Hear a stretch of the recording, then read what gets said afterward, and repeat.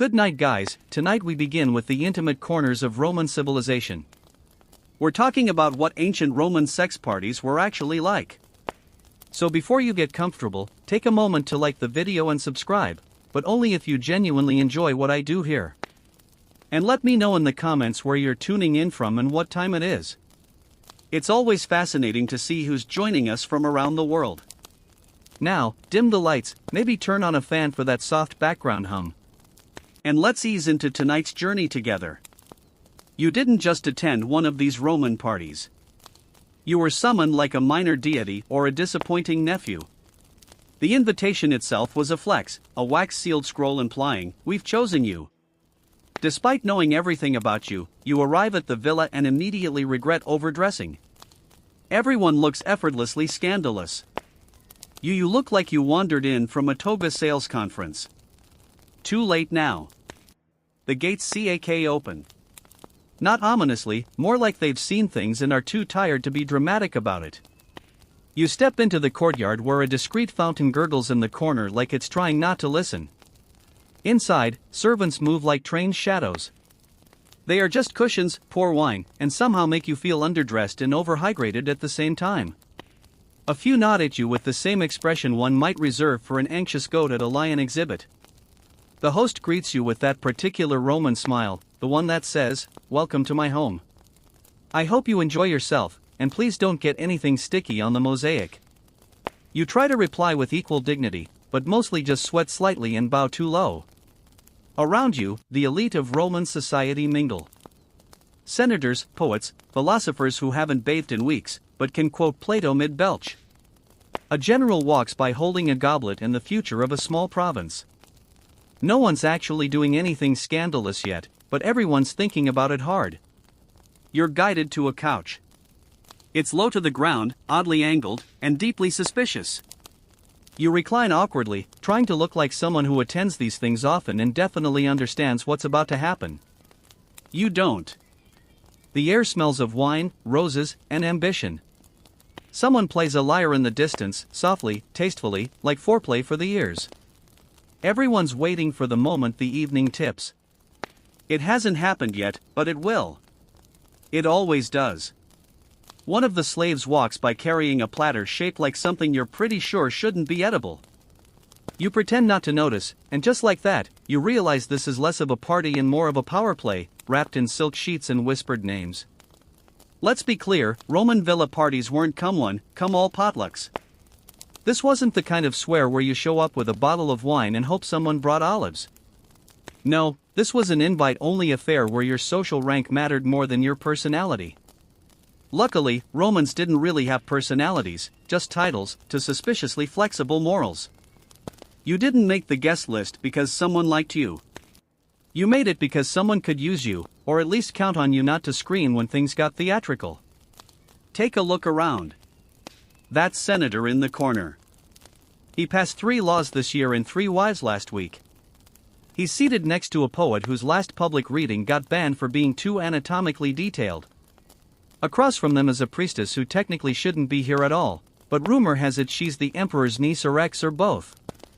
It's Rome. No one here is random. Seating is an exact science. If you're near the wine, you're either the entertainment or the liability. If you're near the host, congratulations. You're being watched. You're not sure whether that's good or bad, but either way, sit up straighter.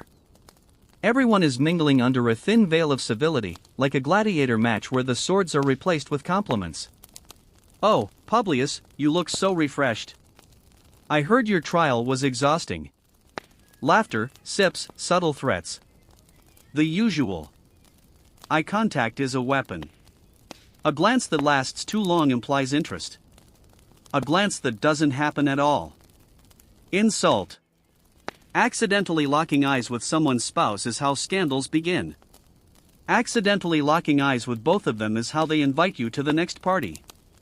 You try to strike up a conversation about agriculture.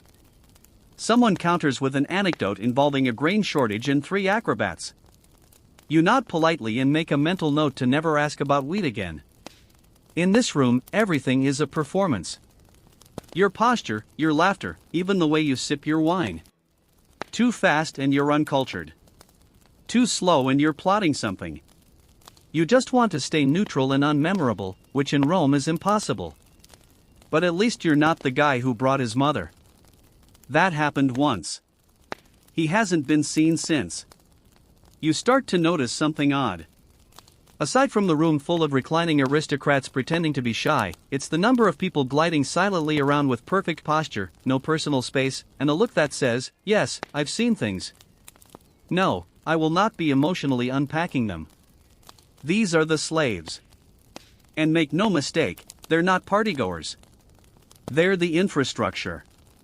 There's one adjusting the cushions every 12 seconds, another pouring wine with surgical precision. Somehow knowing who prefers dry Fernian, and who wants theirs, forget last Tuesday strong. One is fanning a guest like it's an Olympic sport.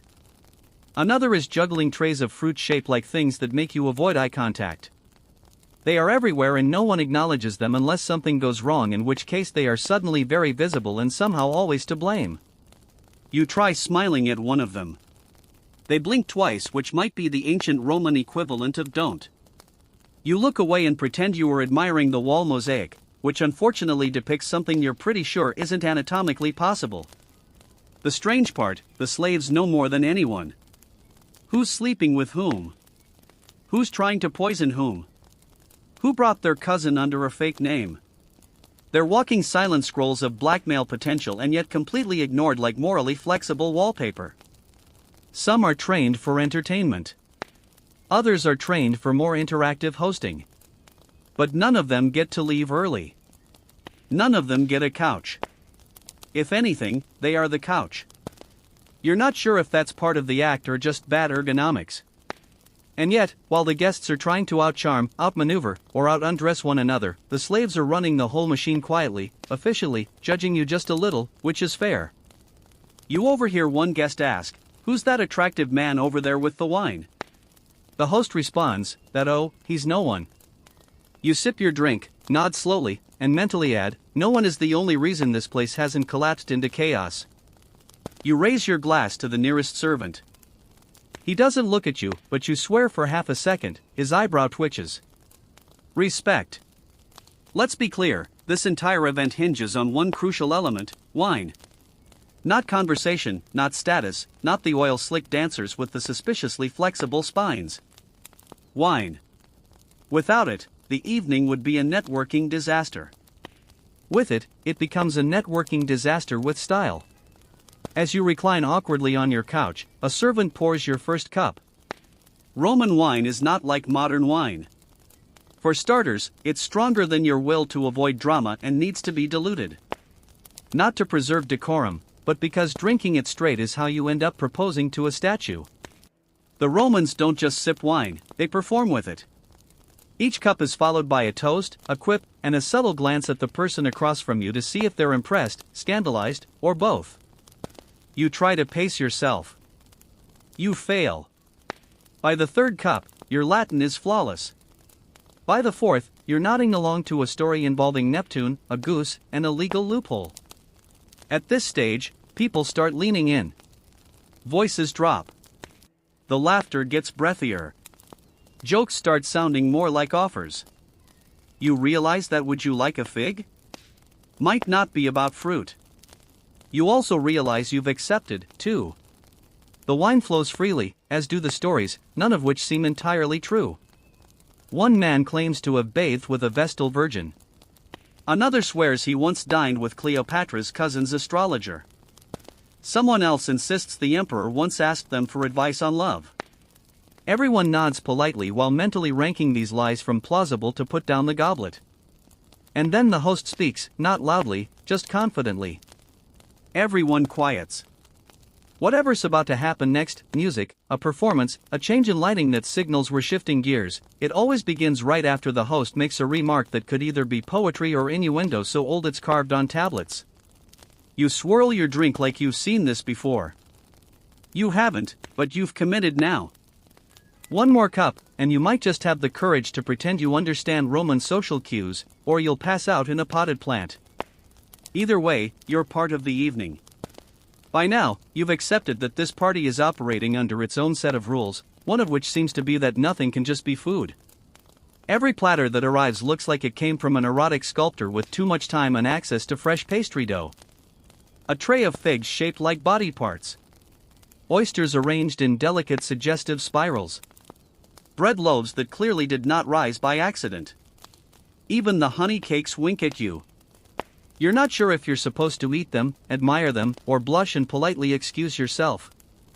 You reach for what looks like a cluster of innocent dates only to find them stuffed with something squishy, tart, and suspiciously symbolic. No one seems fazed. This is clearly normal. Somewhere, a senator is holding a sausage with the reverence of a sacred relic. He bites it with ceremony. You lose your appetite. Across the room, a woman is hand-feeding grapes to a reclining magistrate, one by one, with the sort of intensity usually reserved for hostage negotiations. Each grape disappears into his mouth like it's part of a ritual. He chews slowly, then praises the texture. You're not sure if he means the grape. The centerpiece is a roast, possibly a boar, possibly something else that had a name and regrets. It's been decorated with fruits in places that fruits don't belong. A flute player provides ambient music while a servant slices into it delicately, revealing yet another surprise layer of something gelatinous and deeply unnerving. You nibble at a pastry shaped like Venus. It tastes like almond in poor decisions. Meanwhile, the host raises a goblet and praises the cook. Everyone claps politely as if they haven't just consumed an entire metaphor for Roman excess. The cook bows and retreats into the shadows, presumably to prepare dessert, which, if this pattern holds, will look like either an animal, a deity, or something that gets you fined in 3 provinces. And yet, despite the culinary chaos, the message is clear. This isn't just nourishment. It's theater. It's symbolism. It's a very elaborate way of saying, we have too much money and no filter. You take another bite. It's spicy. Of course it is. Just when you think the evening can't get more interpretive, the lyre player changes tempo and the room collectively tilts. No one says, now the show begins. But somehow everyone knows. The host leans back. The wine is refilled. A performer steps forward. And suddenly you're at a talent show hosted by Dionysus on a dare. The first act is a dancer. She emerges from behind a curtain, wearing silk, barely, and enough body oil to fry an entire fish market. She moves like gravity is optional, and eye contact is punishable. You want to look away, but realize that would somehow be more awkward. So, you nod along as if you understand the cultural significance of the part where she starts miming an eagle. Maybe it's mythological. Maybe it's allegorical. Maybe you're overthinking it and should just drink more wine. Next comes a man with a lute and no sense of shame. He sings an ode to Venus that rhymes love with dove and above and somehow makes all 3 sound inappropriate. You clap along politely. Everyone else laughs like it's the funniest thing since the sack of Carthage. Then there's the juggler. He starts with fruit, moves on to knives, and ends with something you're pretty sure was illegal in Athens. The crowd gasps. You pretend this is standard weekend fare and try not to choke on a decorative almond, but the real highlight of the evening is always the theatrical reenactments. These are loose interpretations of mythology. Very loose. Loose as in, are we sure this isn't just fanfiction with props? Tonight's performance is the rapture of Ganymede, which you remember from school or you thought you did. This version features interpretive moaning, 3 strategically placed laurel wreaths, and what appears to be a cameo by a man in a horse mask. Everyone claps when it ends. Even the flute player looks exhausted. You begin to realize the entertainment isn't here to distract from the party. It is the party. It sets the tone, opens the door, removes the last illusion of formality. After this, anything goes and probably will. You sip your wine and applaud. You're not sure what you just watched, but it was Roman. There's a moment in every Roman evening when the vibe shifts from polite decadence to let's see what happens. That moment arrives precisely 4 seconds after someone jokes, "It's getting warm in here." And everyone chuckles a little too eagerly. A few guests begin loosening their togas. Not all the way, not yet. but just enough to say I'm relaxed without adding an available. Togas, for the record, are not easy garments. They're made of enough fabric to clothe an entire village and held together by sheer stubbornness. Watching a senator try to disrobe gracefully is like watching a swan trip over its own dignity. You glance around unsure of the protocol. There's no official announcement, no trumpet sounds to signify time for revealing choices. It's just a subtle cascade. One bare shoulder, then another, then suddenly a full chest exposed under torchlight, glistening like it rehearsed for this. Nobody says anything outright, but the looks become more suggestive. Compliments flow more freely. A woman compliments a man's biceps with the same tone one might use for civic infrastructure. Strong, reliable, slightly intimidating. You try to remain cool, but now your own toga feels like a sweaty wool prison. Someone offers to help you loosen it. You politely decline and immediately regret it. Too hesitant, too shy, or worse, too sober. There's a fine art to undressing in this crowd. Too fast and you're overeager. Too slow and you're repressed. The sweet spot is accidentally seductive while adjusting a sandal. Sadly, you land on stiff tax collector on holiday. Someone near you starts a toast. To Bacchus, pleasure, and forgetting names. The laughter is genuine now, a little wild around the edges. The kind of laugh that says, we all know where this is going, and we're pretending we don't. And still, no one breaks the spell. This isn't a sprint. It's a slow slide into something unspoken. The wine, the music, the candlelight, it all works together like a sensual conspiracy.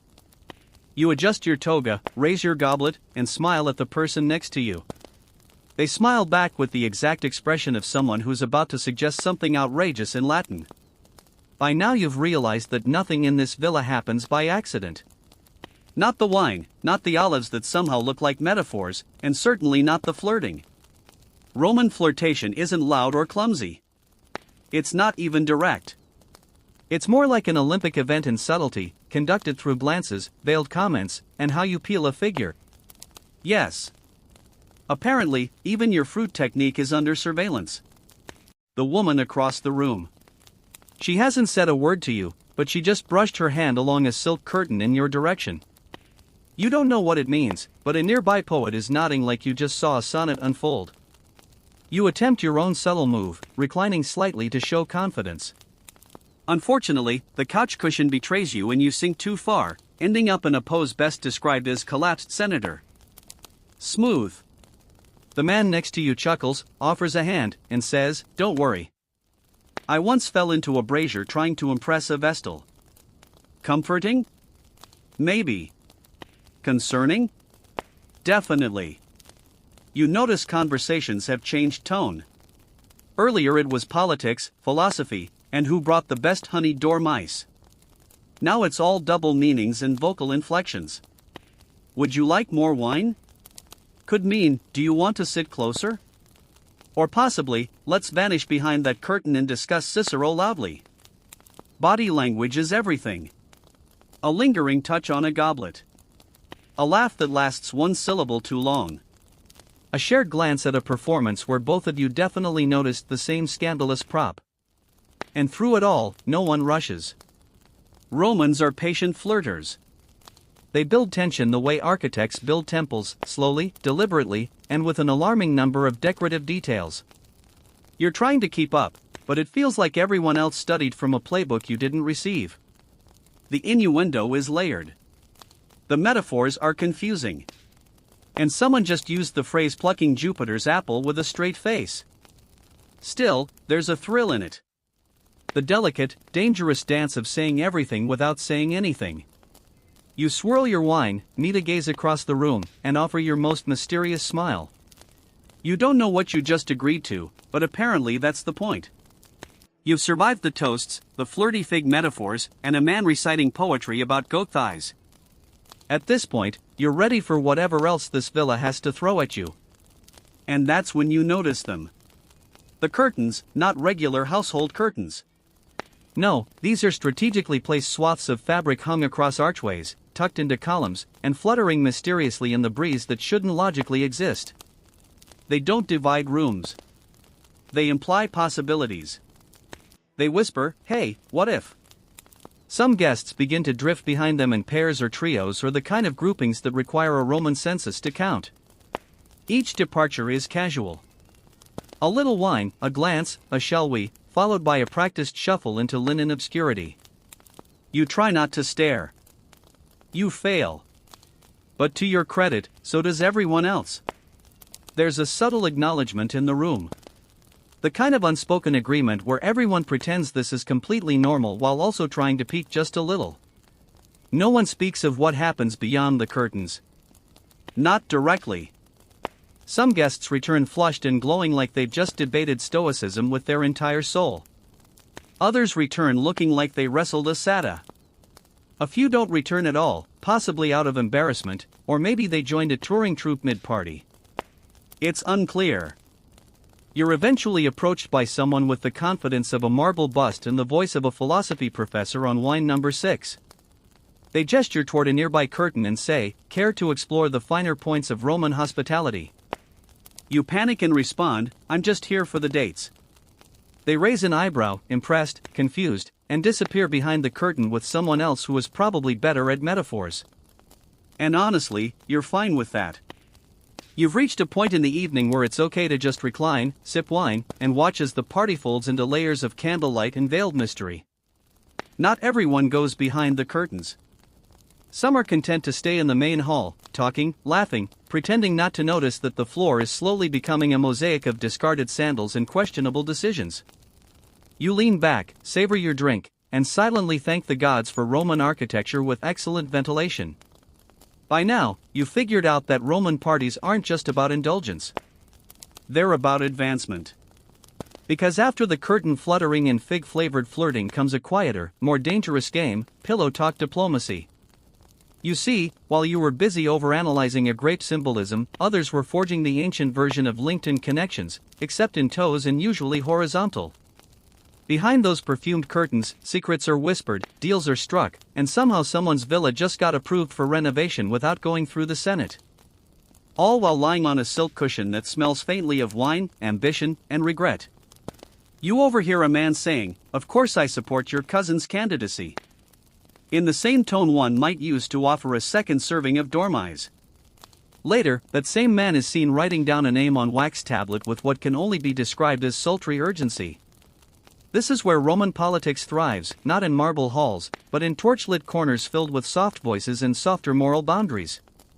The Senate debates the law. The villa bedroom.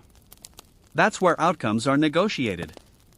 A woman wearing nothing but jewelry and confidence lounges nearby, delicately asking a visiting general if he might consider transferring a few legions closer to her family's estate. He agrees, of course.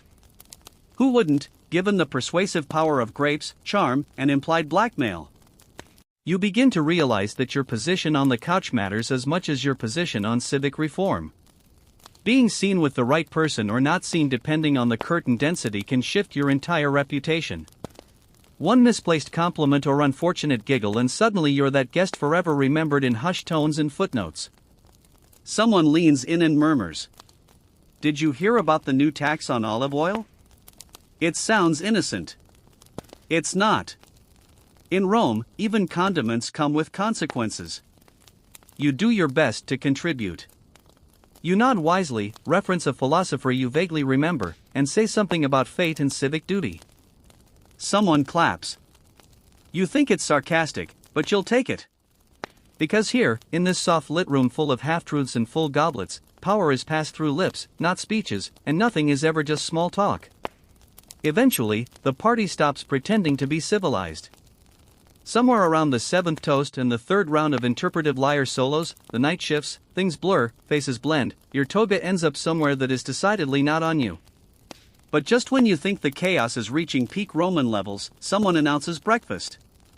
The Romans called it irontaculum, but let's be honest, it's damage control with olives. You awaken, if you even slept, on a cushioned floor near a statue of Bacchus who's seen too much. A servant offers you honey cakes and a lukewarm cup of watered wine. It tastes like bad decisions and grapes that should have retired last season. Around you, guests begin to reassemble themselves, adjusting tunics in dignity. No one talks about what happened. That would be crass. Instead, everyone defaults to cheerful banalities like, lovely breeze last night, or did you try the quail, as if they didn't just participate in something that could collapse a minor republic. The host, somehow glowing and wrinkle-free, strolls through the room as if he hasn't watched senators snore next to courtesans. He smiles. He claps someone on the back. He's already planning the next one, because of course he is. Rome never rests. It just naps in segments. Someone hands you a small clay token. You ask what it is. They say a memento. You ask what kind of memento. They smile and walk away. You decide not to ask again.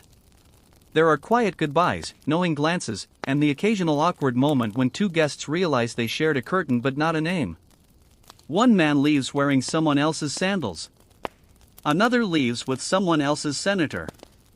You gather your things, some of which now include a philosophical scroll, a bruised plum, and at least 3 rumors, and make your way toward the exit. You pass a servant scrubbing something unidentifiable off a mosaic. He doesn't make eye contact. Neither do you. It's mutual respect. As you step back into the Roman daylight, blinking and blurry, you realize something. This wasn't just a party. It was a masterclass in excess. Social engineering and creative upholstery. And you survived it barely. You thought the party ended when the wine ran out and someone accidentally knocked over a bust of Minerva. But in Rome, the real party begins the morning after in whispered conversations, raised eyebrows, and suddenly shifting political tides. Welcome to the gladiator arena of reputation management. By lunchtime, half the city knows that Senator Publius left with a woman described only as the Panther. The other half knows she wasn't actually a guest. You hear someone at the bathhouse say, well, at least it wasn't as bad as last time. Which only raises more questions. You, on the other hand, are desperately trying to remember if you said anything to the wrong person. Like, oh, maybe that story you told about Caesar's sandals being overrated. That would have been fine. If you hadn't told it to Caesar's cousin and that charming conversation with the courtesan about grain prices. Turns out she's the unofficial advisor to a pra, which might explain why he winked at you in the forum this morning. The thing is, these parties aren't just about indulgence. They're strategic traps lined in velvet. Every joke you made, every toast you gave, every time you mispronounced ice while complimenting the fish, all of it is being catalogued, judged, and possibly reenacted by people with dramatic flair and too much leisure time. Still, not all fallout is bad. You notice someone nod at you across the forum, subtle, approving, a recognition that you held your own, didn't spill your wine on any sacred texts, and managed not to pass out on a marble plinth. Word travels fast, and so does gossip, but so does status. If you played your cards and your couch placement right, you hear of one guest being invited to a magistrate's villa next week. Apparently, she told a particularly clever joke involving Cicero and olives. Another rumored to have secured a lucrative shipping contract right after complimenting the host's peacock. Coincidence? Hardly. You've been invited to a small gathering. Nothing like that madness last night, which is Roman for exactly like that madness, but with slightly better cushions. Congratulations. You're officially on the circuit. So, you're back from the party, back in your modest doze, and wondering, was any of that normal? The short answer in Rome, absolutely. The long answer, only if you can cite at least 2 gods as references. Roman morality was flexible, like yoga in sandals, flexible, the kind that could twist itself into an ethical pretzel and still toast to virtue. You might assume that all this lavish debauchery would be frowned upon, but the Romans had a simple rule. If a god did it first, it's probably fine. Take Bacchus, the god of wine and general bad decisions. His entire mythos is one long toga malfunction. Want to justify a party that ends with 4 strangers under a fruit platter? Easy. Just call it a bacchanalia. Want to discuss love in loud whispers with someone else's spouse? Venus would approve, surely. She invented flirty chaos. This divine loophole allowed Romans to behave outrageously, then write philosophical essays about how it brought them closer to the divine. Imagine waking up with wine-stained fingers and claiming, "I now understand the cosmos better." And people just nod because that's theology.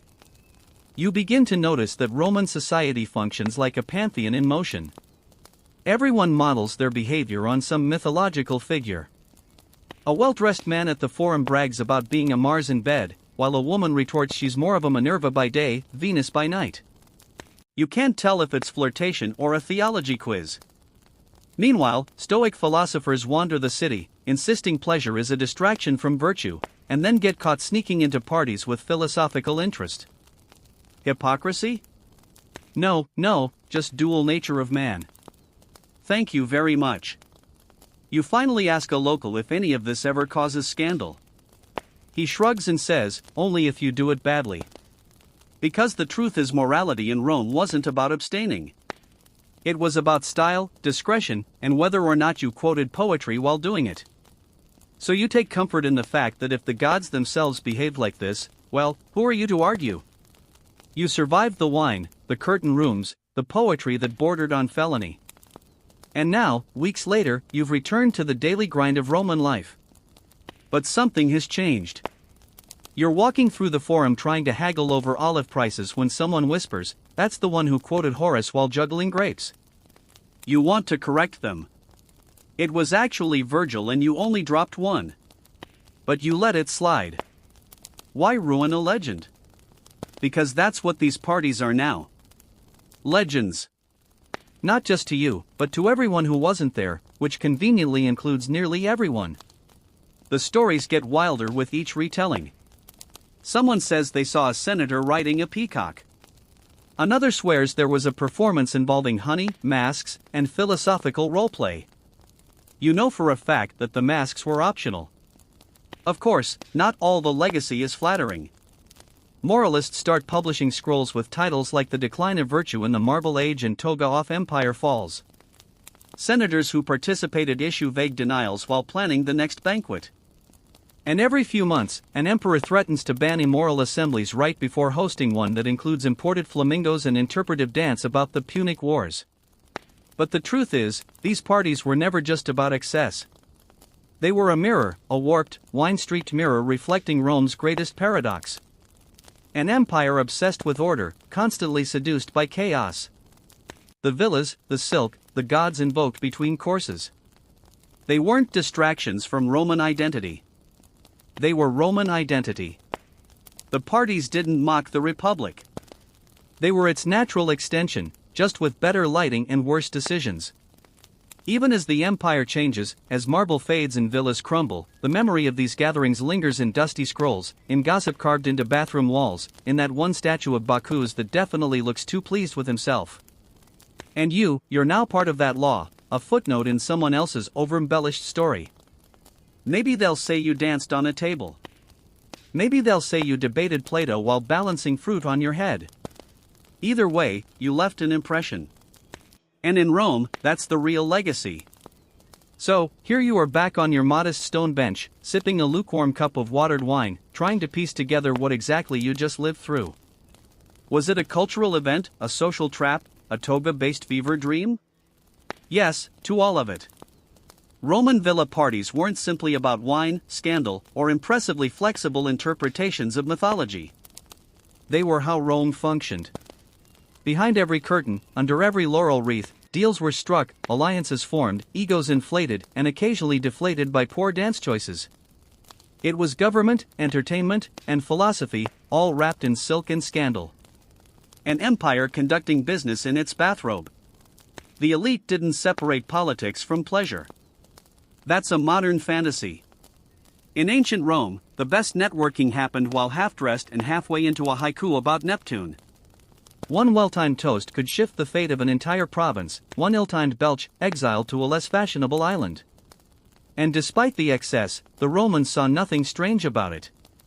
To them, this was tradition, a callback to older rituals when pleasing the gods meant song, wine, and maybe some interpretive wrestling under torchlight. The real mystery isn't that these parties happened. It's that they worked. Somehow from all this candle-lit chaos emerged an empire that built roads, aqueducts, and the foundation for modern law. Not bad for people who thought figs were an aphrodisiac and that dinner entertainment should include satirical mime. You've emerged from the haze changed. Wiser, maybe stickier, definitely. You've learned how to spot a disguised power play in a compliment, how to recline without spinal regret, and how to politely decline honeyed dormice without insulting the chef's grandmother. And now, as you return to normal Roman life, or whatever counts as normal, when your neighbor owns a statue of Mercury wearing nothing but confidence, you carry a new understanding. These weren't just parties. They were theater, ritual, politics, gossip incubators, and yes, occasionally chaos in sandal form. You smile to yourself, adjust your toga, which is finally staying in place, and walk off into the forum. One more Roman with secrets, stories, and just enough plausible deniability to be invited back. Because in Rome, the curtain never really closes. In medieval England, fashion wasn't an act of rebellion. It was more like a uniform assigned at birth. Your clothing announced everything. Your class, your job, your gender, and whether you were allowed to sit at the high table or fetch water from the nearest muddy ditch. If you were nobility, congratulations. You got to swat about in layers of silk, cade, and velvet, so heavy they required a small army of attendants to help you get dressed, and maybe a prayer or two that you wouldn't faint under the weight. Colors mattered. Rich shades like scarlet, purple, and deep blue weren't just fashion statements. They were basically medieval do not enter signs. The dyes were so expensive that only the wealthiest could afford them, making bright clothing the ultimate status symbol. And yes, even your belt had its own reputation, gilded, bejeweled, and entirely unnecessary for holding anything up. Peasants, on the other hand, had no such luxuries. Their wardrobes were made of coarse wool or linen, usually in the color of dirt, which conveniently matched both their jobs and their laundry schedule, non-existent. A simple tunic and hose for the men, a loose-fitting gown, and maybe an apron for the women.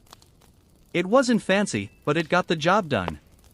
Especially when the job was mucking out a pigsty, and just in case someone got ideas, like a merchant's son daring to wear fur-trimmed sleeves, there were the sumptu. These royal decrees regulated who could wear what, right down to the material, color, and trimming. You couldn't just dress up because you wanted to feel nice. That was suspicious, possibly treasonous, and the local officials were all too eager to fine you for wearing shoes that were too pointy for your class. In the grand theater of medieval life, fashion wasn't about self-expression. It was about survival, status, and staying in your lane. Your clothes spoke volumes. And if they said the wrong thing, someone in authority would remind you very quickly just how far down the feudal ladder you actually were. If there's one thing the medieval church really didn't trust, it was a woman's hair, flowing locks, far too tempting. Loose curls, basically sorcery. So to keep the world safe from lust and damnation, women were encouraged strongly to wrap their heads up like freshly baked loaves. Enter the wimple, a head and neck covering that made every woman look like she'd just stepped out of a particularly strict convent. It wrapped around the chin, covered the throat, and often left only the face visible. Perfect if your goal was to resemble a very pious lampshade. For married women and widows, it was expected attire. Not wearing one could lead to whispers, raised eyebrows, or being called unchaste, which in medieval terms was only slightly better than being labeled a heretic. But the wimple wasn't just about modesty.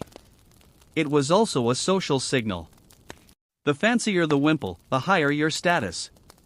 Rich women had theirs made from fine linen or even imported silk, often starched into stiff architectural shapes that defied gravity and comfort.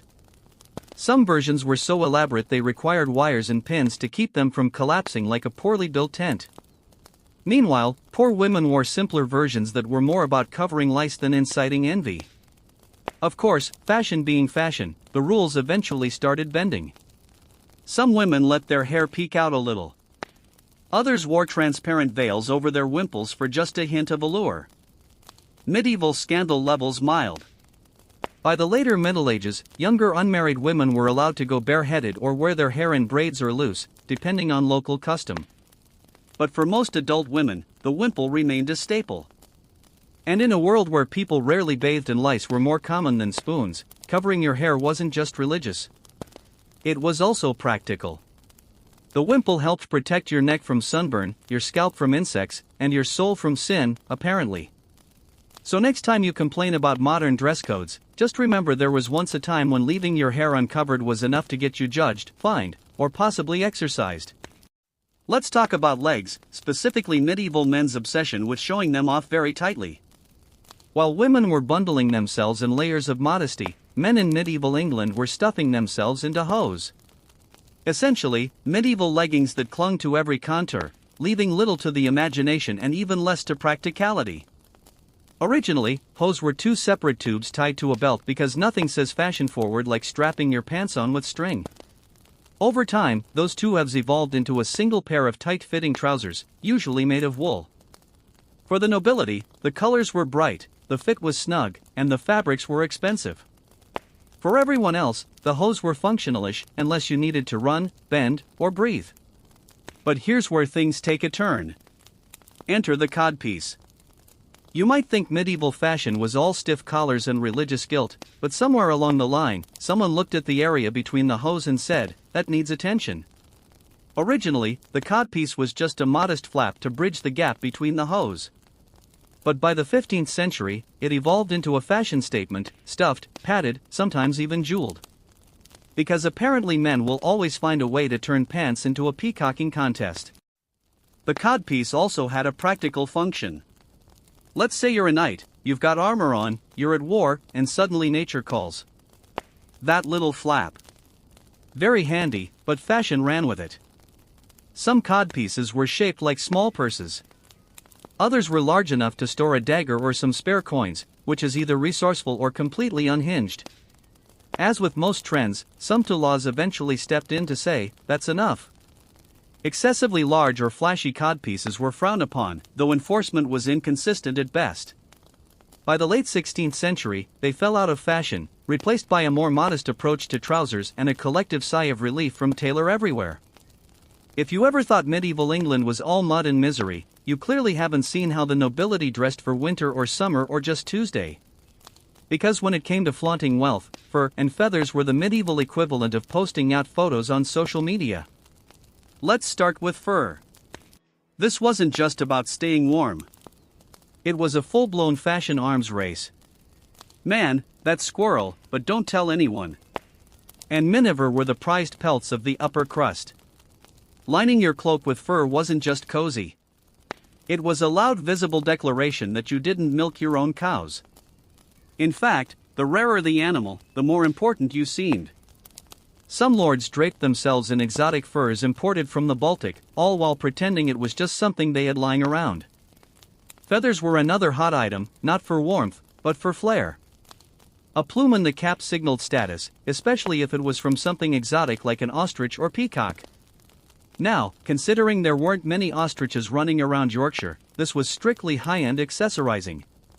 Knights wore them in their helmets, and courtiers pinned them to their hats like they were trying to win the medieval equivalent of a runway challenge. Of course, with all this flaunting, the sumpter made another appearance. These laws didn't just regulate fabric and color. They also limited what animals could legally grace your shoulders. If you were a merchant who suddenly developed a taste for hermine, you might find yourself fined or forcibly defluffed. Only royalty or high-ranking nobles were allowed to swan about in certain furs.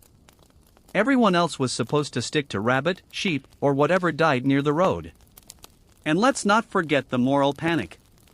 Clergy regularly preached that luxury clothing, especially fur and feathers, led to vanity, pride, and presumably the collapse of civilization.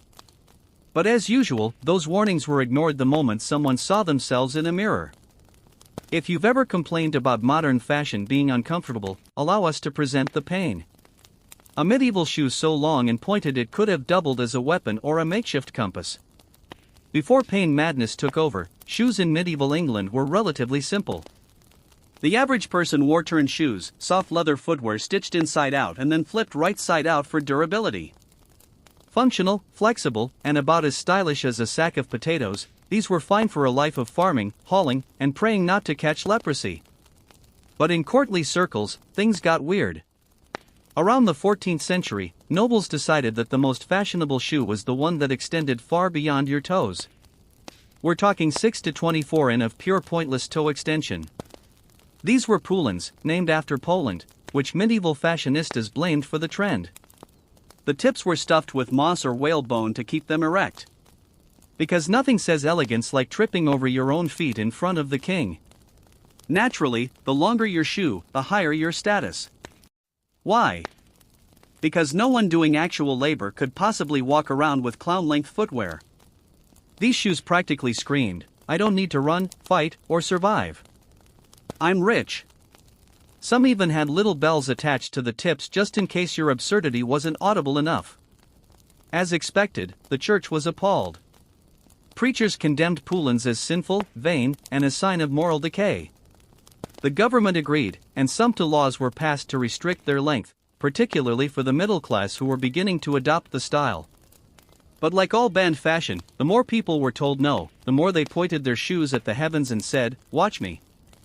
Eventually, the trend, like most impractical footwear, went out of style.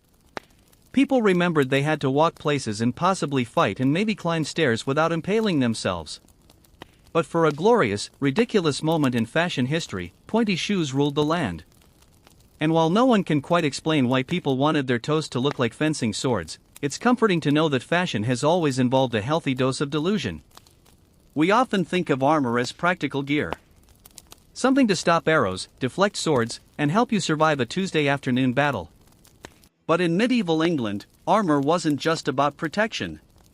It was also a high fashion statement. And yes, knights cared deeply about their drip. A basic suit of armor. Good. A custom engraved gilded set with fluted breastplates and polished elbow guards that could blind the enemy. Even better, for the upper crust of chivalry, armor was tailored like a Savile Row suit.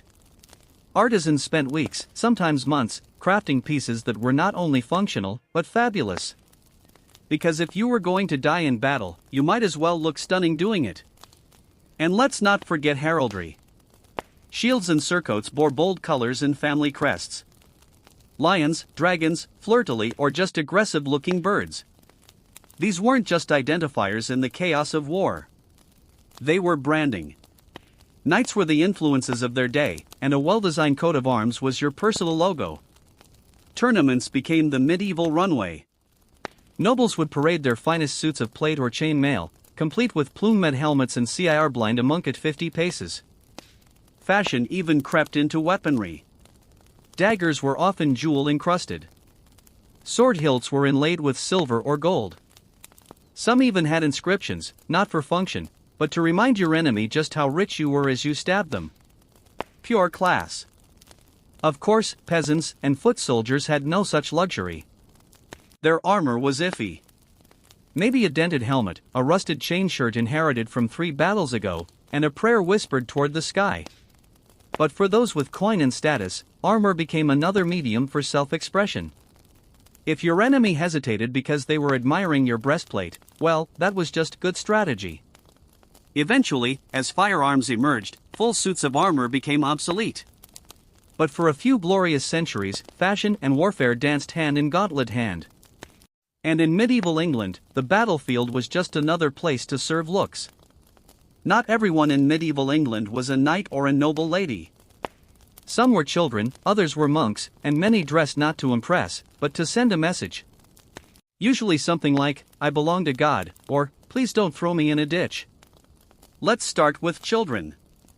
Medieval kids weren't dressing in adorable tiny outfits with teddy bear patterns. They were quite literally miniature adults. Boys wore tunics like their fathers, and girls were dressed in long gowns just like mom, minus the fur and embroidery. There was little concept of childhood as a unique stage of life. You got swaddled, you got baptized, and before you knew it, you were being put in scratchy wool and expected to know your Latin. Comfort optional. Now on to the clergy, who despite all the talk of modesty and humility, could still put on a show. Bishops and abbots often wore richly dyed robes, embroidered stalls, and elaborate mitres that looked like upside-down boats. Gold thread, fine linen, and jeweled crosses made them stand out from the crowd, which was probably the point. While priests lower down the ladder wore more austere garments, simple black cassocks or rough brown robes, higher-ranking church officials were practically walking relics. But clothing for clergy wasn't about personal taste. It was about symbolism. Every color, every layer, every accessory had a meaning. Purple for penance, white for purity, red for martyrdom, because nothing says spiritual devotion like coordinating your outfit with the blood of saints. And then there were those in religious orders like monks and nuns. Their habits were the medieval equivalent of uniforms, practical, consistent, and intentionally drab. The idea was to eliminate vanity and focus on the soul. But even here, you had fashion politics. A Benedictine habit wasn't the same as a Franciscan one. Some orders favored hoods. Others banned shoes. In essence, your robe told the world which holy club you belonged to, and whether you were the type to chant at sunrise or just silently judge others. So whether you were a barefoot novice, a jewel-bed bishop, or a 9-year-old peasant already dressed for a lifetime of labor, your clothing in medieval England didn't just cover your body. It revealed your role, your values, and the very limited range of your choices. If medieval England had one unspoken rule, it was this: stay in your sartorial lane. And if you didn't, the crown was ready with a tidy little tool called the sumptu. A royal decree that basically said, nice shoes. Too bad they're illegal. These laws weren't subtle. They dictated who could wear what, in what color, with what material, and even how wide your sleeves could be. That's right. Sleeve width was legislated. You could measure someone's legal status by how far their elbows flared. If your sleeves looked like sails and you weren't a duke, congratulations. You were breaking the law. The original purpose of these laws was to keep the class structure visible.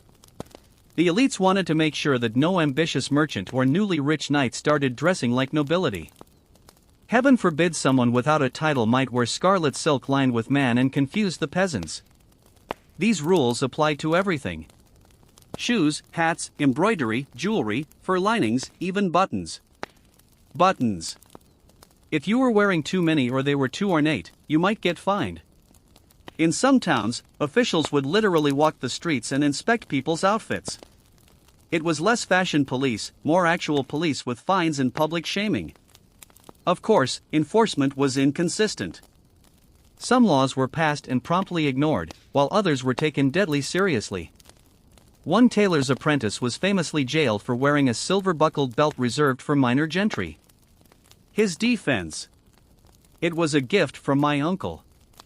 The judge was not impressed. But here's the irony. The more the laws tried to restrict fashion, the more obsessed people became with pushing the limits. Loopholes were invented. Tailors got creative. A banned fabric, no problem. Just dye a legal one to resemble it. Forbidden furs, hide them in the lining. Sumptuary laws tried to keep society neat, tidy, and visually stratified. But fashion, being the chaotic little beast it is, refused to play along.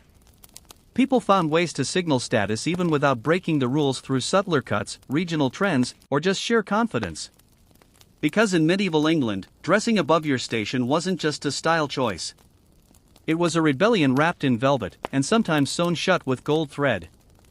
Medieval fashion may seem like a far-off curiosity, something best left to tapestry reenactors and Renaissance fair vendors, but its influence still lingers in ways that are sneakier than a monk's vow of silence.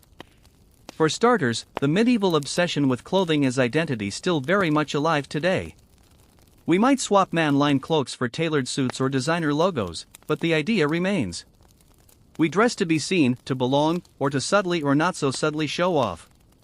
That instinct to communicate power, piety, or rebellion through fashion. The Middle Ages had it down centuries before Instagram got the memo. Take academic robes for example. That billowing black gown you wear at graduation, that's straight out of a medieval university where scholars dress like monks because in many cases they were monks. Those long hoods, tassels, and color-coded stripes all descend from clerical dress codes, just modernized to make you look scholarly without making you take a vow of poverty. Even today's wedding dresses, those flowing white gowns that look straight out of a fairy tale, have roots in medieval ceremonial wear. Back then, brides often wore their best gown, whatever color that was. But among the elite, weddings became prime opportunities to showcase wealth. Gold thread veils, imported fabrics, and extravagant headdresses turned marriage into a couture event. And let's not forget the lingering romanticism of the period.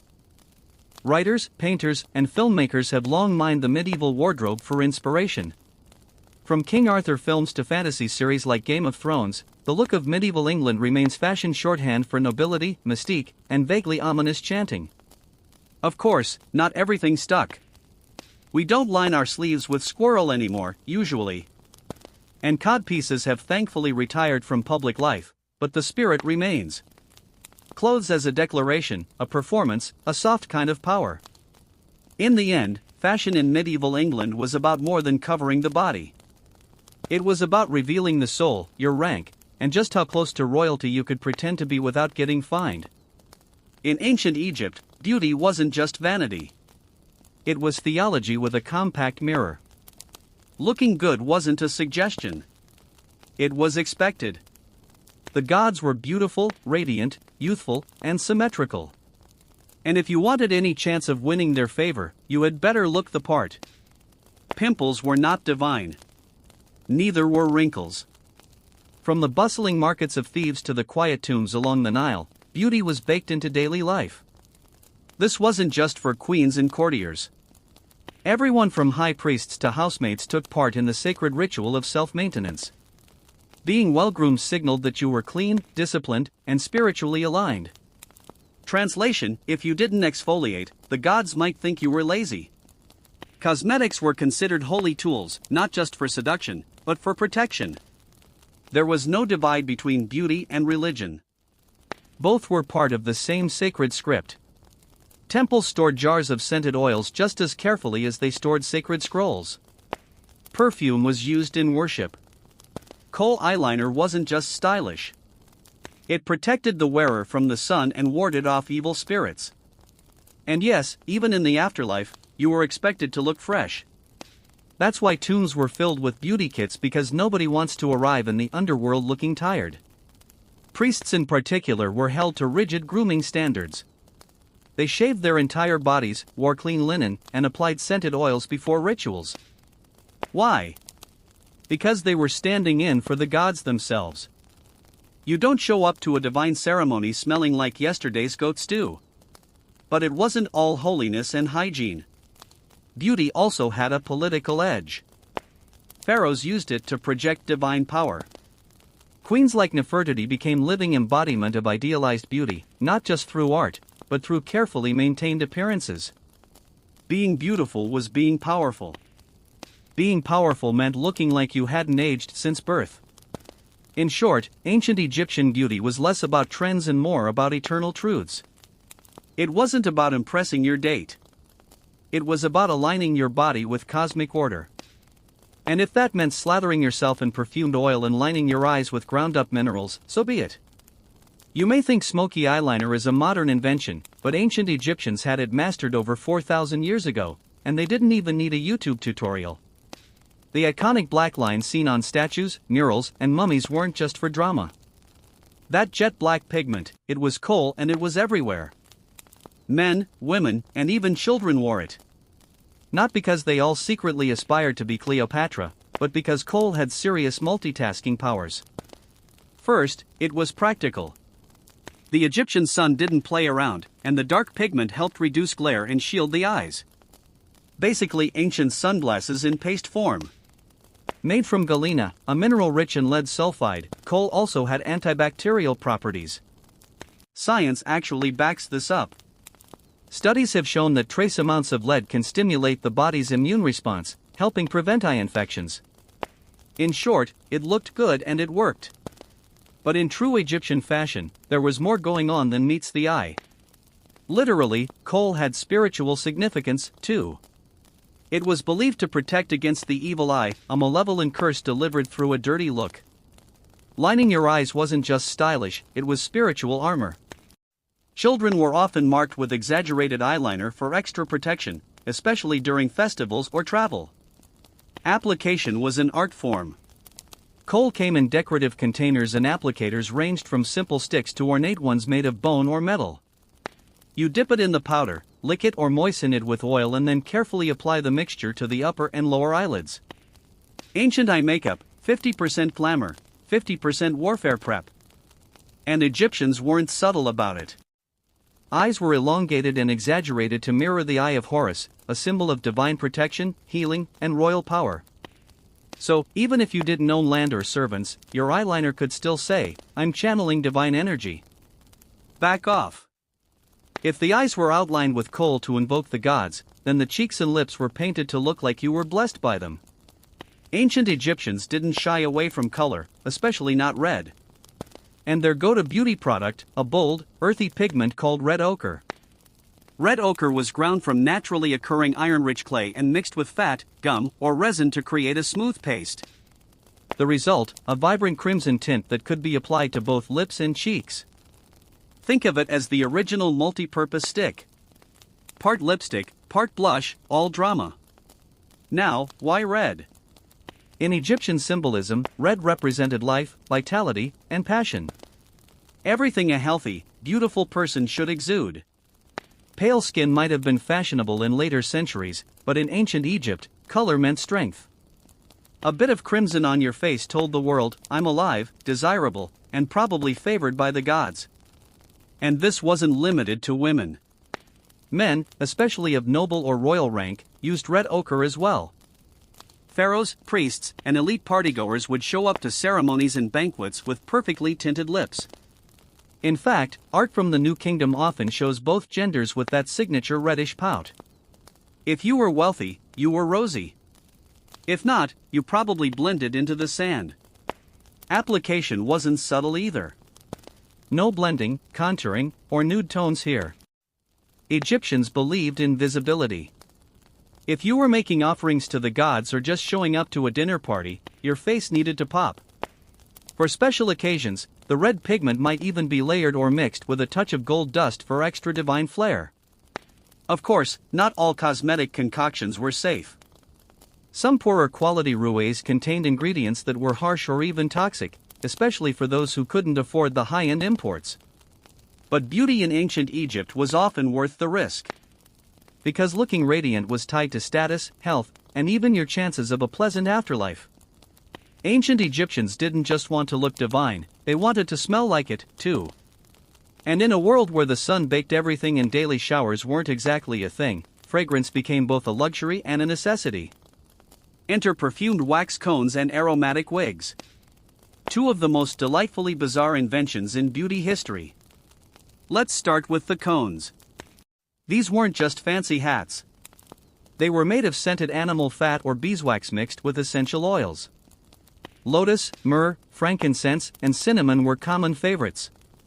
During festivals, feasts, or religious ceremonies, guests would place these cones directly on their heads. Over the course of the evening, body heat would slowly melt the wax, releasing its perfume. Picture a slow dripping air freshener, but chic. Now, before you worry, no one just slapped a wax lump onto their bare scalp. Most Egyptians, particularly elites, shaved their heads for cleanliness and comfort. Then, they donned finely made wigs, which acted as both status symbols and practical platforms for melting cones. These wigs weren't your average Halloween costume variety. They were masterpieces made from human hair or plant fibers, intricately braided and styled to show off wealth and sophistication.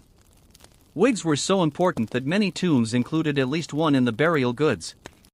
You needed a good scent and a solid hairdo to face the gods. After all, some wigs were even perfumed directly, soaked or dusted with aromatic powders, turning the wearer into a walking bouquet of sanctity and opulence. Fragrance wasn't just for the living either. Mummies were anointed with oils and tombs were often filled with jars of perfume because in the afterlife, smelling divine was still on the checklist. Being foul-smelling wasn't just unpleasant, it was considered unholy. A clean, sweet scent symbolized purity, life, and divine favor. Living in Egypt meant one thing was guaranteed. Sun, relentless, baking, unforgiving sun. And while modern folks might reach for SPF 50 and complain about humidity, the ancient Egyptians had their own surprisingly advanced approach to skincare.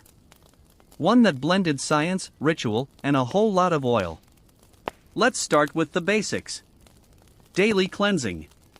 Egyptians bathed more than most ancient cultures. Cleanliness wasn't just about comfort. It was tied to spirituality. Dirt was disorder. Filth attracted demons.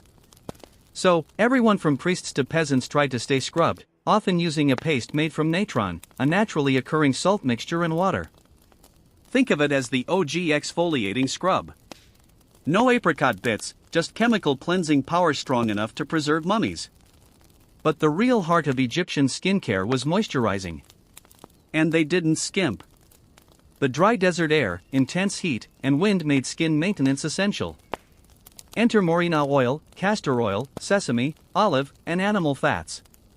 These were applied liberally to the skin to protect against sun damage, lock in hydration, and maintain a youthful glow that even Hathor would envy. They also dabbled in anti-aging solutions. Yes, really. Recipes on papyrus scrolls mentioned mixtures of milk, honey, and frankincense, each with antibacterial or soothing properties. Almond oil was popular for reducing wrinkles, and fenugreek was used to keep skin smooth. Cleopatra herself was rumored to bathe in sour milk for its lactic acid content. A little pungent perhaps, but hey, it's chemistry. Skin care wasn't just for beauty, though. It was medicine. Wounds were treated with honey for its healing properties. Acne was soothed with crushed lotus or barley. Rashes and burns. Aloe vera was already in their toolkit. Many of these remedies still show up in modern skin care products minus the crocodile fat and the occasional crushed beetle. Even the dead got spa treatment. During mummification, the body was coated in oils and wrapped in linen soaked with balms. Eternal youth was the goal, even if it was mostly symbolic. For ancient Egyptians, body hair was not a vibe. In fact, smooth, hairless skin was the gold standard of beauty, hygiene, and even morality. Hair was seen as messy, impure, and perhaps worst of all, foreign. To be civilized, you had to be sleek. Think dolphin, not woolly mammoth. This cultural obsession went beyond the face. Full body hair removal was the norm for men and women alike from eyebrows to ankles. Even priests and high officials were expected to keep themselves meticulously shaved because when you're performing sacred rites in front of the gods, the last thing you want is armpit stubble. So, how did they do it? Razors, for starters, made from copper or bronze. Early Egyptian razors were often shaped like small crescent moons. They were sharpish, effective-ish, and came with a high risk of nicks if you weren't careful. Shaving was a regular part of grooming, not a once-a-week chore. But for those who couldn't or wouldn't shave daily, there were alternative methods. Sugaring, for example, was basically ancient waxing. A paste made of honey, sugar, and lemon juice was heated, applied to the skin, and then ripped off with a strip of linen. Sound familiar? That's because modern sugaring salons are still doing it exactly the same way. Egyptians were the blueprint. They also used pumice stones, plucking tools like tweezers, and even depilatory creams made from wild plants, and less charming ingredients.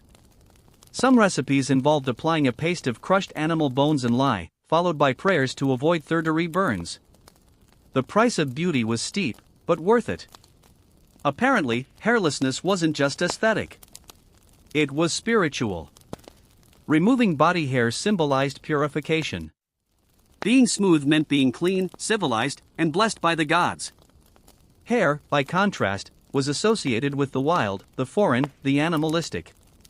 It's no accident that enemies were often depicted with scruffy beards and unkempt mans. Wigs helped complete the look. Since most elites shaved their heads for comfort and hygiene, wigs provided style without the sweat. You could be bald underneath and still rock intricate braids, beads, and perfume cones on top. Ancient Egyptian beauty products weren't just cosmetic. They were potent in a jar. Every oil, every paste, every fragrant resin carried meaning. For Egyptians, ingredients weren't chosen just for how they made you look, but for what they represented, and occasionally for how well they scared off skin infections and evil spirits. Let's start with the all-stars. Frankincense and myrrh weren't just for sacred ceremonies or future biblical cameos. They were skin saviors. Frankincense was burned for its aromatic smoke, ground into powder for masks, or mixed with oils to rejuvenate skin. Myrrh, sticky and golden, had antiseptic properties and was used to treat wounds, soothe wrinkles, and even embalm the dead. In other words, it was anti-aging to the extreme. Then there was honey, a natural moisturizer, antibacterial miracle, and all-around MVP of the ancient beauty world. It was mixed into masks, applied to acne, or layered over chapped lips. Want softer skin? Try a mask of honey, milk, and crushed lotus petals. Want divine favor? Add a chant while applying. Egyptian skincare blended natural science with ritual magic. Many cosmetic recipes were written on papyrus scrolls, often alongside medical treatments and spells. A facial cream might include aloe vera, cucumber, and a line like to make the skin of the face shine like the moon. Bonus points if the moon god Thoth approved. Some ingredients, however, wandered into questionable territory. Crocodile dung, for instance, was believed to ward off evil and was sometimes included in skin salves. Yes, it was gross. But in a world where spiritual protection mattered as much as physical health, even a swampy smear was fair game. There were also love potions disguised as perfumes, anti-aging bombs whispered over by priestesses, and makeup formulas passed down through generations. Beauty was chemistry, but also ceremony, a daily ritual that blended aesthetics with divine energy. These sacred mixtures weren't just about looking good. They were about aligning yourself with cosmic forces. Keeping your body, your spirit, and your reflection in harmony with the gods. It was skincare meets spirituality with a touch of drama and maybe a bit too much galena. When we think of ancient Egypt, we picture pyramids and pharaohs. But behind the scenes, a booming beauty industry was quietly at work. And no, this wasn't a few villages trading face masks at the market. This was a full-scale economy built around oils, perfumes, pigments, grooming tools, and the eternal quest to look like you had divine ancestry. Merchants along the Nile specialized in cosmetics, selling everything from perfumed bombs to jars of coal and red ochre. These weren't just homemade mixtures, either. Some ingredients were imported. Frankincense from Punt, myrrh from Nubia, and exotic oils from across the Mediterranean. If you had money, you had access to the ancient world's most luxurious beauty products. And if you didn't, you probably just crushed some local herbs and hoped for the best. Cosmetic jars and vessels were art forms in themselves. Rich Egyptians stored their makeup in alabaster containers, carved ivory boxes, or fancy pots shaped like deities or lotuses. Having beautiful packaging wasn't just a flex. It was part of the ritual. You didn't slap on eyeliner from a clay pot. You honored your face with a touch from a hand-carved cosmetic spoon shaped like a swimming girl or a gazelle. There were even professional beauticians. Yes, ancient glam squads. Elite women had servants trained in grooming, perfuming, hair maintenance, and cosmetics. These attendants weren't just applying lipstick. They were keeping up a sacred standard of appearance. Priests had their own grooming regimens, too, often maintained by temple workers because even communing with the gods required a smooth chin and a well-oiled scalp. And let's not forget the role of beauty in death. Tombs of the wealthy often contained full grooming kits, ensuring that the deceased could continue their skin-care routine in the afterlife. It wasn't just about vanity. It was about arriving before the gods looking fresh, fragrant, and fully moisturized. In short, the ancient Egyptian beauty industry wasn't a side hustle. It was a pillar of society woven into religion, status, trade, and daily life. Looking divine wasn't optional. It was an enterprise. And business, quite literally, was eternal. In most cultures, death is where skincare stops. In ancient Egypt, it's where it went pro. The pursuit of beauty didn't end with your last breath. It entered its final, most glamorous phase. Because if you were going to face the gods, the afterlife, and eternal judgment, you'd better look like a freshly anointed deity, not a tired soul from the desert. The mummification process was part sacred rite, part full body makeover. First, your body was cleansed and shaved. Yes, even in death, hair removal was a must. Then came the oils. The embalmer anointed the skin with perfumed balms, resins, and spices. Myrrh, cinnamon, frankincense, not just to preserve the flesh, but to restore the deceased's divine glow. Looking like a desiccated prune was not acceptable in the field of reeds. Next, cosmetic touches. Eyelids were often painted with kohl. Lips might be tinted with red ochre, and cheeks roué to simulate life. Bodies were wrapped with intention. Each layer of linen, sometimes inscribed with protective spells or soaked in scented oils. If you'd been wealthy in life, your tomb likely held a full makeup kit, jars of unwants, mirrors of polished bronze, even perfumed combs for the scalp. Because you never know when Osiris might call you to a banquet.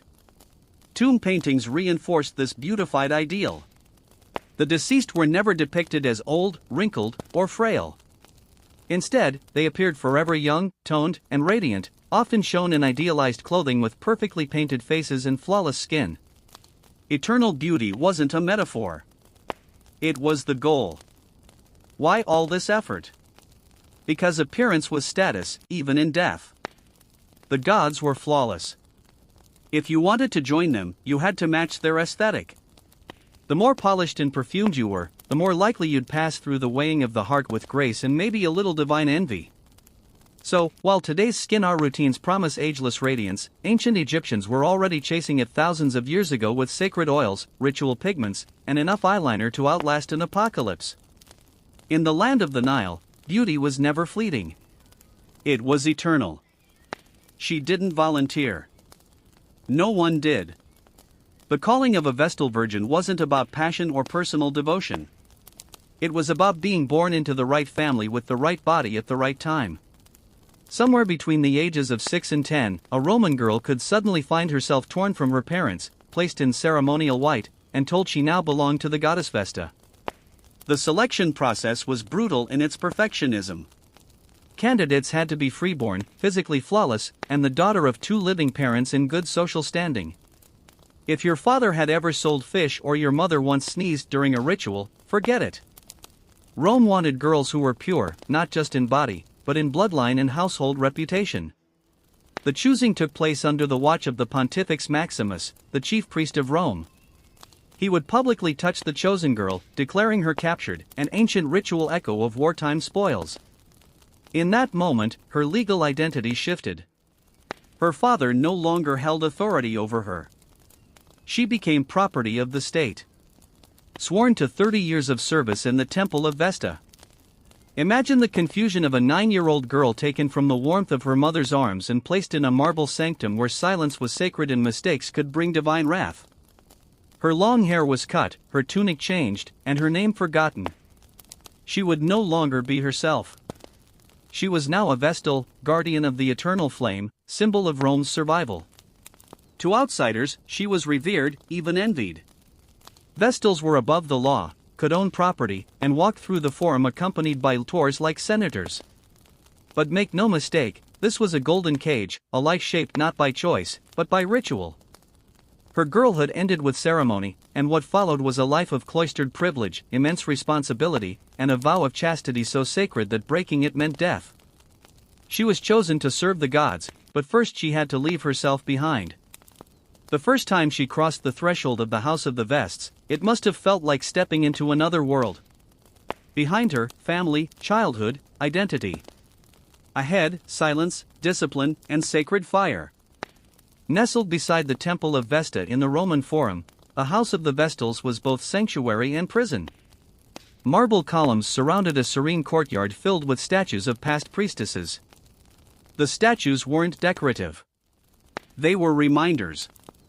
These were the women who had served faithfully, kept their vows, and earned eternal honor. Or if their statue was missing, well, everyone knew what that meant. The daily life of a young novice began with training. The first decade of service was for learning, rituals, chants, purification rites, and the exacting care of Vesta's eternal flame. That fire wasn't symbolic. It was a living representation of Rome's heartbeat. If it went out, people panicked, wars were started, heads rolled, and someone, probably her, would take the blame. Discipline was absolute.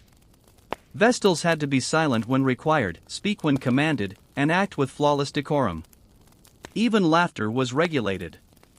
Novices rose at dawn, bathed in spring water and dressed in a white linen gown secured with a band of wool, symbolizing chastity and purity. A crimson sash hinted at their sacred status, and their hair was bound intricate styles passed down for generations. She lived with 5 others, each at a different stage of service. There were elder Vestals, serious, composed, and frightening in their authority. They watched the novices as closely, correcting errors with a sharp word or a look that cut deeper than any lash. But there was privilege, too. Vestals were considered untouchable. Their word could override a man's in court. They traveled with bodyguards. If a condemned prisoner passed one on the street, and she looked at him, he was pardoned instantly. That kind of power was intoxicating, even for a girl still learning her place. Still, it was a life of paradox, immense honor, and suffocating expectation. For now, she was just beginning, learning the language of the gods, mastering the rhythm of ritual, and trying not to trip in her ceremonial sandals. Because in the world of Vesta, one wrong step could echo forever. The eternal flame of Vesta wasn't just a flickering hearth.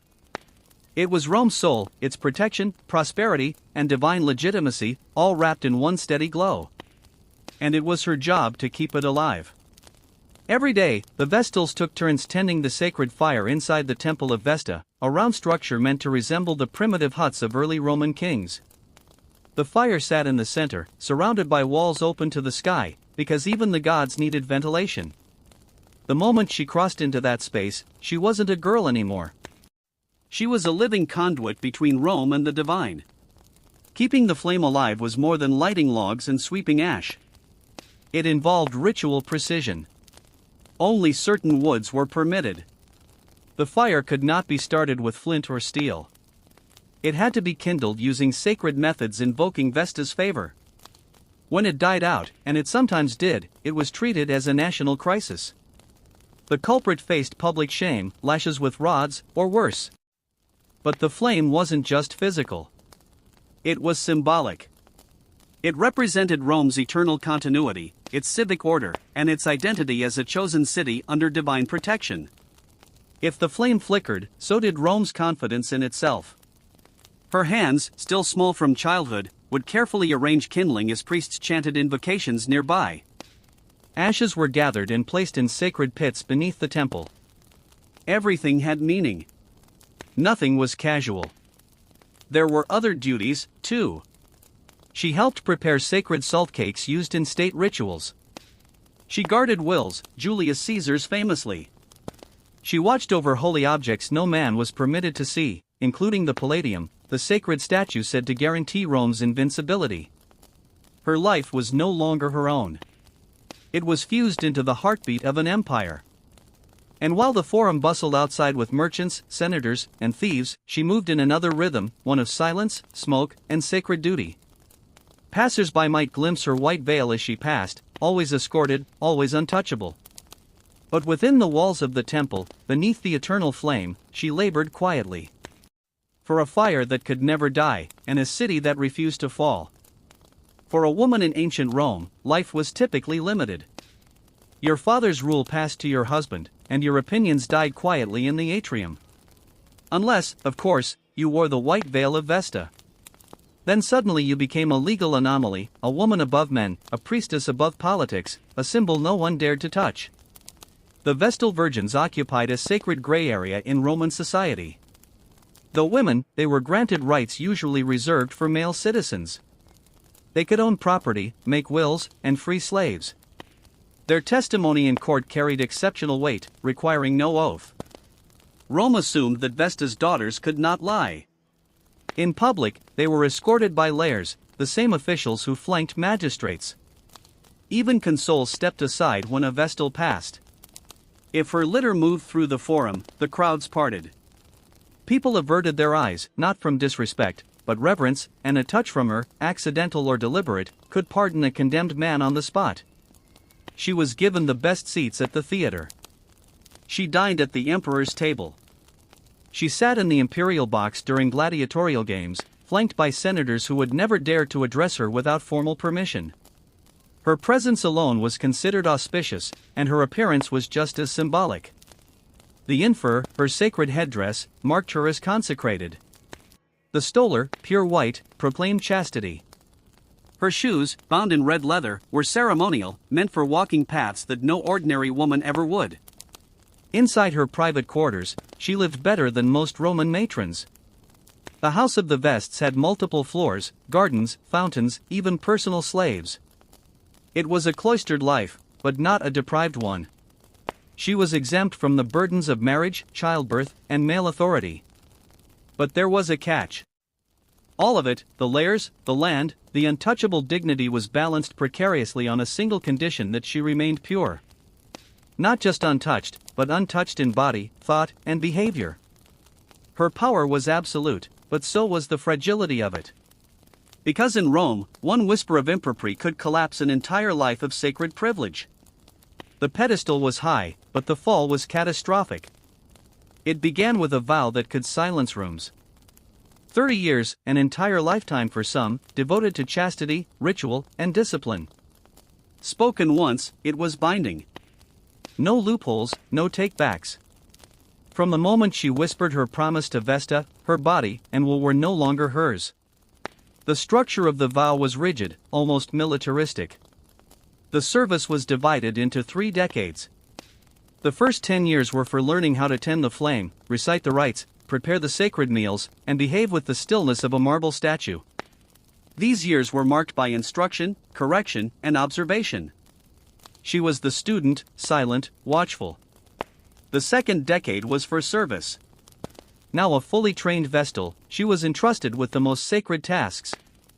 She could tend the fire alone, oversee temple rituals, and even supervise new initiates.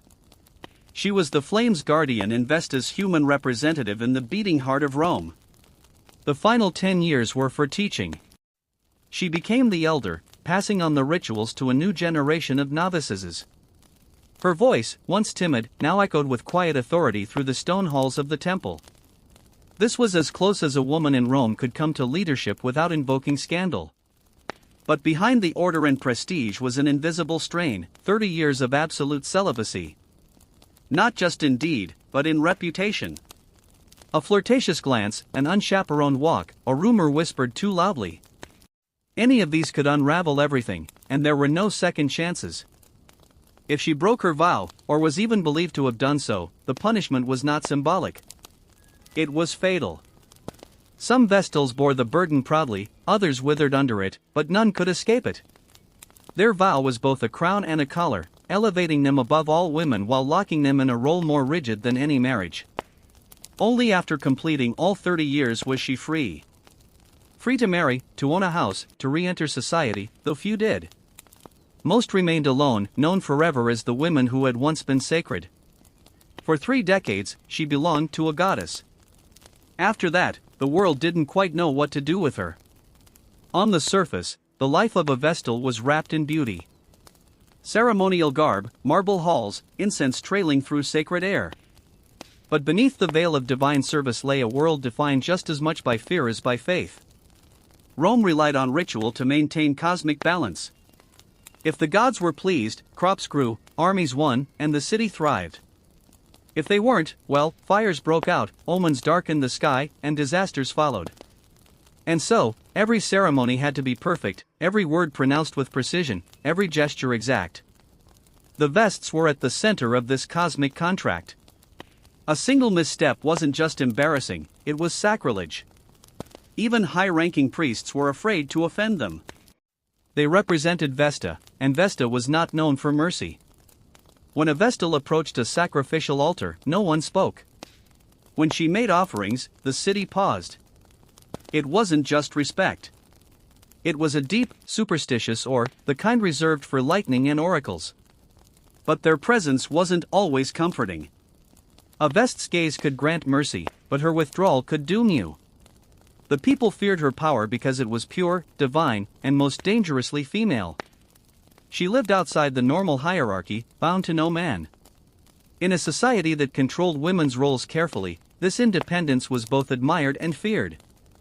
During public ceremonies, especially the Vestalia in June, citizens flocked to the temple. Bakers unbarred their ovens. Matt Ray walked barefoot to offer prayers for fertility and hearth. And there she stood, central to it all, performing rites passed down for centuries, but always with the knowledge that any mistake, any mischant, or poorly timed movement could be seen as an omen. And omens had consequences. The weight of this responsibility never lifted. Vestals might seem serene, gliding through rituals with ethereal calm, but underneath was a tightrope walk, always under scrutiny. One error could bring not just personal disgrace but a public sense of doom. Their life was not one of quiet meditation. It was high stakes, high visibility, and no room for error. Because to be a Vestal was to walk the boundary between divine order and human catastrophe, one ceremony at a time. To the Roman mind, few crimes were darker than a Vestalis unchaste. Her vow of purity wasn't just personal. It was woven into the fate of the city itself. If she broke it or was even suspected of breaking it, the punishment wasn't just severe. It was designed to terrify. The logic was brutal. A Vestal's body belonged to Vesta. Violation of that body meant violation of the goddess, which meant divine punishment for all of Rome. Earthquakes, plagues, military defeats. Any disaster could be linked in hindsight to a Vestal's rumored affair. The solution? Purge the offense. Appease the goddess. The accused Vestal was stripped of her sacred garb. The white veil was removed. The crimson band untied. Her body, once untouchable, was now scrutinized for signs of guilt. Flushed cheeks, trembling hands, averted eyes. Proof not required. Suspicion was often enough. And the punishment, burial alive. Roman law forbade spilling a Vestal's blood. So they found a loophole. She would be lowered into an underground chamber just outside the city walls in the Campus Scaleratus, the field of the wicked. There she would find a small room with a bed, a lamp, and a loaf of bread. Symbolically, it wasn't murder. Realistically, it was a slow death in darkness. The procession was public, silent, grief-stricken. The condemned Vestal was led through the city in a closed litter, her face hidden. Crowds gathered, but no one spoke. It wasn't entertainment. It was civic mourning. Rome was cleansing itself. No man could be present in the chamber. The priest would lower her down, seal the shaft with earth, and walk away. There would be no monument, no epitaph, just the knowledge that one of Vesta's daughters had fallen, and taken a piece of the city's soul with her. And what of the alleged lover? If named, he'd be beaten to death publicly, often in the forum. He got pain. She got silence. In truth, some accused Vestals were likely innocent victims of political schemes or convenient scapegoats. But once accused, there was no defense, no appeal. Because in the eyes of Rome, when a Vestal broke her vow, she wasn't just betraying the gods.